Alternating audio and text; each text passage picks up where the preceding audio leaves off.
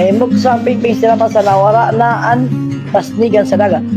O familiar Kaya sila ito ano na may bukot naging Oo, tutunod baslig. sa ilarom sa Sa nawara dagat. ang baslig, Oo. si tatay walang makabuhi. Oo. Mhm. Si mama yung sama nakabuhi. Nakapay siya sa pagtapa. Ang kasawa ang pingping, Oo. siya ang kapitan sa baluto. Sa baluto. Yan, nakabuhi. Oo. Tapos sa nawara na ito na Siya basligan. na face out ang model. Si tatay wala na pisan makabuhi ang paboroko. Kasi diskalis na yun. Si mama yun na nakapisan pakabuhi. Lalagyanan. Yan. Tapos Si tatay wala na pisan makabuhi ang paboroko. Kasi diskalis na yun. Si mama yun na nakapisan pakabuhi. Kabila para lutong-luto. Bago pa usukan ng isda, kailangan mo na itong lutuin gamit ang kumukulong tubig. ayan. Kumukulo na siya. Ang proseso namang ito ay bago maluto ng 15 to 30 minutes ang isda, ilalagay naman ito sa isang lalagyanan bago isalang o pausukan. So ayan na guys, tinatanggal na.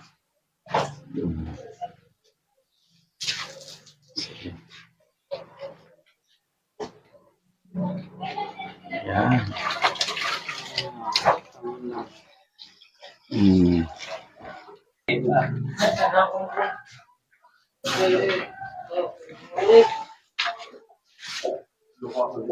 So ayan yung lalagay guys. Lagyan muna ng, ang tawag din kuya sa ano? Ha? Pino? Sapyo, pino mula sa kahoy yan. So yan yung ginagamit nila para sa pagpausok o para naman maluto yung tinapa. Yan. Lalagay na.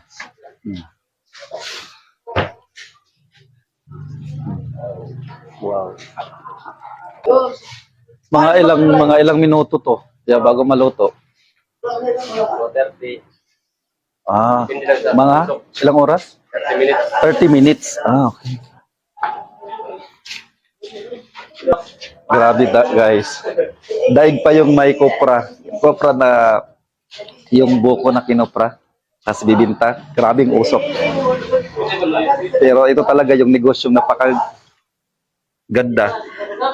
Patok kasi sa masa.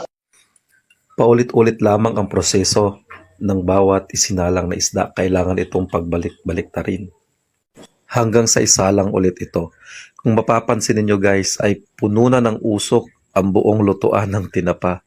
Halos hindi na tayo makahinga. Nasanay na lamang ang mga trabahanting ito na araw-araw nilang ginagawa. Dahil ito na nga ang kanilang pangkabuhayan sa pamilya. So kung napapansin nyo guys, naiiyak ako dito sa sobrang usok. Pati nga sila kuya, naiiyak na din. Pero kaya nasanay na lang kayo na ganito yung sitwasyon araw-araw, no? Ano sabi mo kanina? Mahirap pero masarap. Napakasarap naman talaga ng tinapa dito.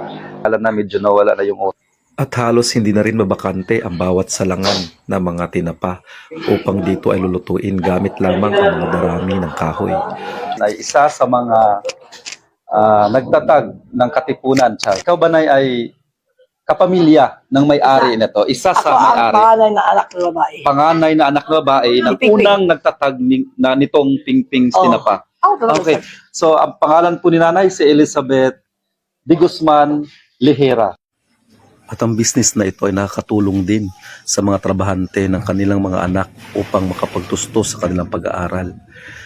Hindi lang isa o dalawa ang pamilyang nakakatulong o natulungan nila dahil lahat halos ng mga... Sano ini nahimog so ini na pingpings tinapa? Nahimog sa pingping sila pa sa nawara na an pasnigan sa dagat. Pasnigan.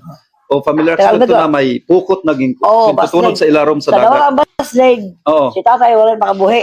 Oo. Mhm. Si mama yung sama nakabuhi. Nakapay siya sa pagtapa. Ang kasawa ang pingping, Oo. siya ang kapitan sa baluto. Sa baluto. Oh, tapos sa nawara na ito na Siya basligan. na face out ang model na Na-face out. pasnigan. Okay, o Adila, bago naman. paulong. Si tatay wala na pisan makabuhi ang paboroko. Kasi diskalis na yun. Si mama yun na nakapisan pangabuhi. Kaya nag-unlang makabuhi sa Baslig 1979. Pero nagtigang siya ngayon magtapa. Doon mismo katuig, pinadaan mo gin-record 1982. 1979, Hindi ka magtapa. hantod yan na. Oo. Wow. Parang ka to, ito, sa year, ito, first year high school. First year high school graduate. Okay. Ikaw ang panganay. Sa babae, Ikaw ang panganay sa babae. So ilan kayong anak ni Nanay Pingping? siyam lang. Siyam. So nay ano man ang sekreto niyo na napanatili na nag-iha ini nga business ngan sumikat na kasi ini. Ito lang, mamintin ang isda nga, buyaw, trabaho nga buyod. Kasi, pasensya kaya po, ako na ibalo ka mamay terminis, puro pasensya. Puro pasensya.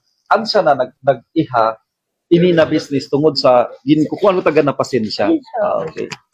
Sino-sino ang mga artista o mga sikat na tao na napalit didi o na order didi? Totoo yan, si Gloria.